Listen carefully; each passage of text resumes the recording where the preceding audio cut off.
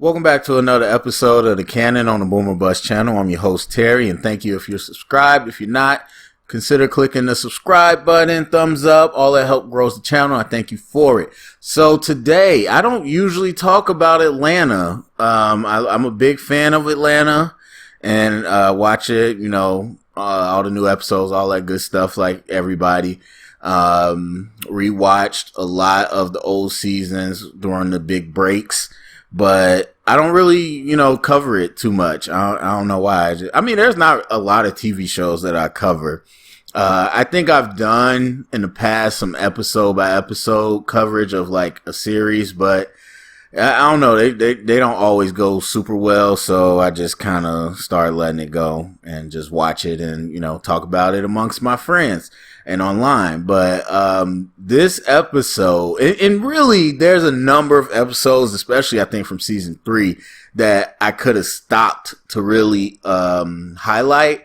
But this episode this week, the goof that sat by the door, man, this is a masterpiece, people. And I'm going to talk spoilers, so I think, you should probably go watch it first, but I guess I'll give like a non-spoiler-ish type description. It's a mockumentary about the making of a Goofy movie, which they called the blackest movie ever. And look, like, to me, there's so much going on just from the premise. Because I'm a true 90s baby and all that stuff. So I definitely was, right at the formative age when a Goofy movie came out. Watched it so many times.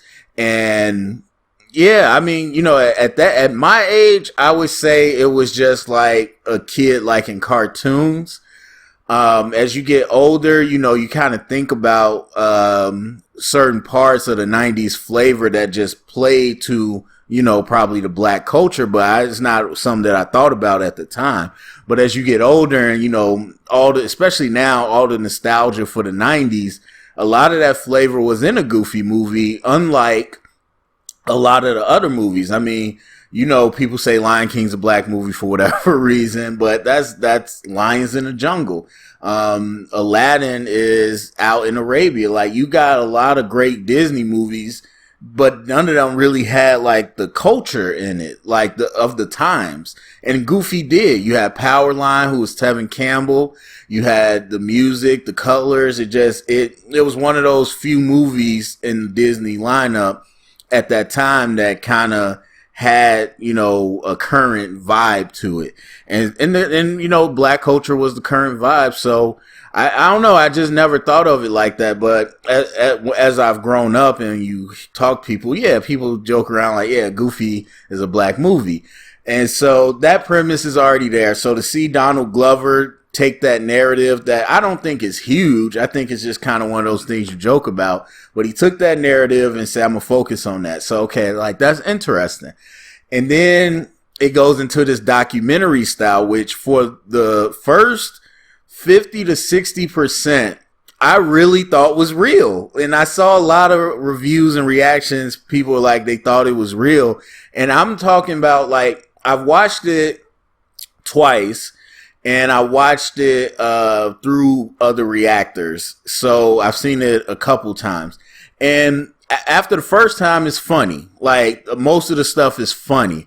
But the first time I watched it, I wasn't laughing because I thought it was real. And so I was locked in. Like, the first time I watched it, it wasn't to the last 30% of that episode that they really start doing like overt jokes where you was like, okay, now this is Atlanta being funny. But I'm telling you, that beginning part, I thought I was really locked in. And so it's a mockumentary. None of the stuff's really real, but the level of craftsmanship. First of all, I laughed as soon as it started, even though I didn't know it was real or not. I just like the fact that Donald Glover had this idea, whether it was real or not, to look into the making of a Goofy movie and put all of this resource. Cause like the first 5-7 minutes. You like, they put a lot of work into this.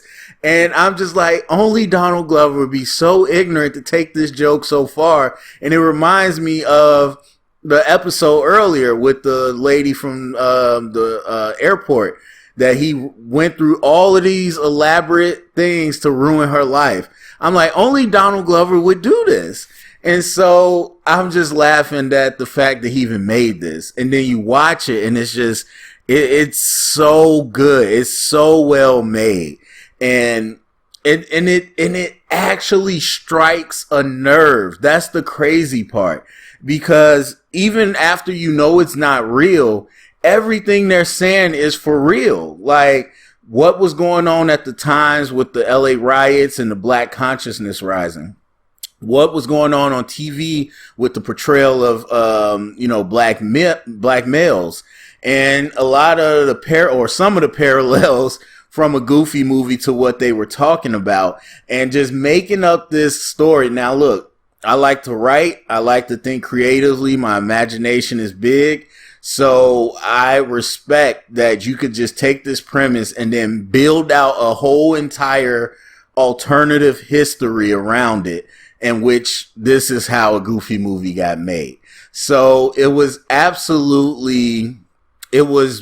beautifully acted. Those actors were great. There was one slight moment that I don't even have to go into detail. One slight moment where I thought that was a little off, but everything else you would have thought this was for real. But I don't know. I think it just hits me in the nostalgia because, like, I'm looking at the wedding video that they recreated, and this happened in the 90s, and that's around when my mom got married, and the wife's dress, Tom's wife's dress, looked a lot like my mom's, just the style that they had back then, and then the whole wedding just kind of looked like my parents' wedding, and so it was just all hitting me like, it really felt real. Like everything they did to recreate these pictures, these videos, it was so good.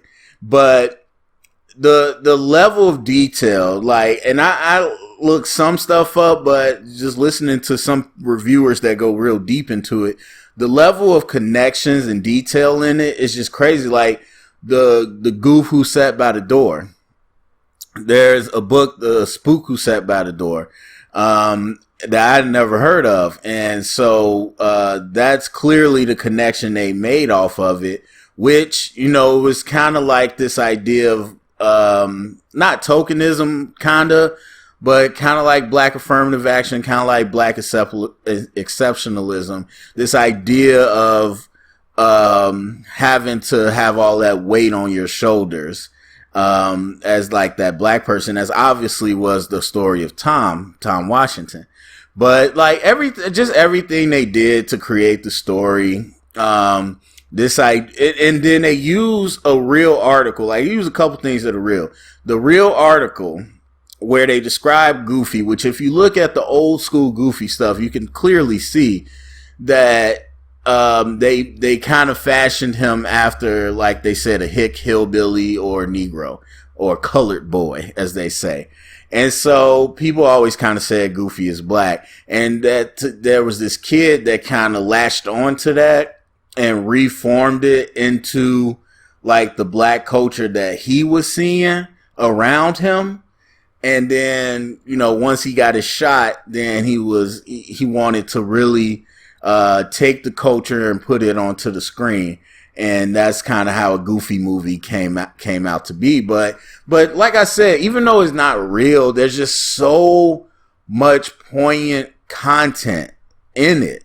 Like it's a joke, but it's also not at the exact same time.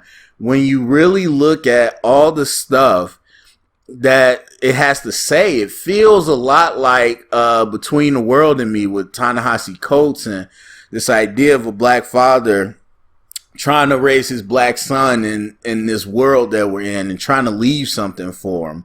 At the same time, I was thinking of something else. It felt like something else. What's it called? How to Be an Anti-Racist. I forgot the man's name, Dr. Abraham or something, I think, Ibrahim.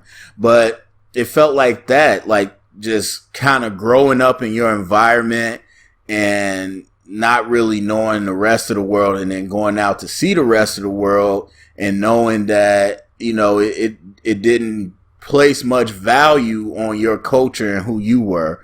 And so it was a lot of cool things. But yeah, they bring in Brian McKnight, Sinbad, they bring all these people, the name drops from the era, just everything felt like they really took time to build out this alternative history. And I think it's one of the best episodes. I know a lot of people saying that, one of the best episodes in TV history. I mean, it's just so much production on it. It's definitely one of the best episodes of Atlanta. And you need it. You absolutely need it. So one of the things that I've been talking about lately is this idea of Black liberatory fantasies. And I think that's exactly what you get here. A lot of people talk about Atlanta in terms of Black surrealism and kind of taking the Black experience, the Black culture, and putting it in like these surreal, almost kind of sci-fi terms, which is what Atlanta does. But this was really more, it was more liberatory fantasy, and we continue to see it. We continue to see it. And I haven't heard too many people name that outside of scholars, but I think innately these creators know that's what they're doing. It's not just representation, like a Black Panther. Yes, you know, the whole movement of it, not the whole movement, but the whole creation of it. And just this idea of we're going to put Black talent on display was great, but it becomes heightened when you add in the fantasy part, not just because it's the MCU, but because look, but Black Panther, Wakanda, Marvel, that's been around for a long time. Black Panther's fashioned after the actual Black Panthers. Like, this has been around for a long time. Black people had this. But once you put it into the top medium and you give the visuals to it where people can see it and the fantasy of Wakanda and what that actually means and what that looks like and feels like, and to see these Black people who are powerful, who are warriors, who are royalty, who are smart, who are loving, all of that, that becomes the fantasy part. And it's a liberating feeling to see Black people represented in a way that either has never happened or probably couldn't happen, but we want to have that dream. We want to have that, notion of something that we can chase towards. And so I think that is where you see it. And then, like I talked about with the Woman King, and they talk about, wow, well, this isn't accurate. And yes, a lot of historical movies aren't accurate, and this isn't accurate on purpose because they wanted to show a certain story. This wasn't like a history lesson. This was us to say, let's imagine if this kingdom, this powerful kingdom, went about it this way. And it wasn't easy. It was a struggle, but let's imagine if they went about it this way. And then you get to this episode with Atlanta as well, or In the Harder They Fall, the Western on Netflix, another great one, completely fantasy. And then this too, let's imagine this is how a Goofy movie happened. Like, a Goofy movie probably was just, I mean, who knows? It was probably just a movie made by Disney, and that was it. But our culture held on to it. We grew up with it. We cherished it. And now let's tell this fantasy story about what if it happened like this? What if it was this kid from East Atlanta who grew up and with this Black consciousness, and certain things along the way informed him and how he wanted to make this movie about a Black father and his son. And so it's just beautiful because it's so many things at once. It's funny, it's smart, and it's well made, and it's really poignant. It really, at least for me, it's really poignant and emotional. So I just think overall, I guess I didn't get too much into the details, so that's good. I just think overall, this is one of the best episodes Atlantis has done. And something that can just be just a goofy vanity project, I think turned out to be something quite beautiful because they didn't, again, make it a complete joke. They made it with complete, earnestness and fidelity. And so, shout out to Donald Glover, shout out to the two writers, and shout out to, everybody at Atlanta that did their thing. And a lot of people think there's a lot of parts of Donald Glover's story in here. And I think that's true throughout everything in Atlanta. And I think that's okay. I think that's okay that he does that, because I know as a writer, if I ever got my shot, a lot of things about my life is in every project that I write. It could be small, it could be a good chunk, but there's some piece of me in there. And I think, the story of Tom in some ways might have been the story of Donald.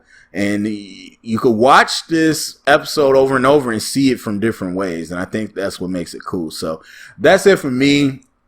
If you don't have to watch Atlanta. Like this is a complete anthology episode, much like season 3 had a lot of those. So you don't have to watch Atlanta. I would check this episode out. I would check the new episode out, The Goof That Sat by the Door. One of the best episodes, in my opinion. So that's it for me. Go down in the comment section. Let me know what you think. Share it around. Get the conversation started. Thumbs up, subscribe. And if you heard it here, it's official canon.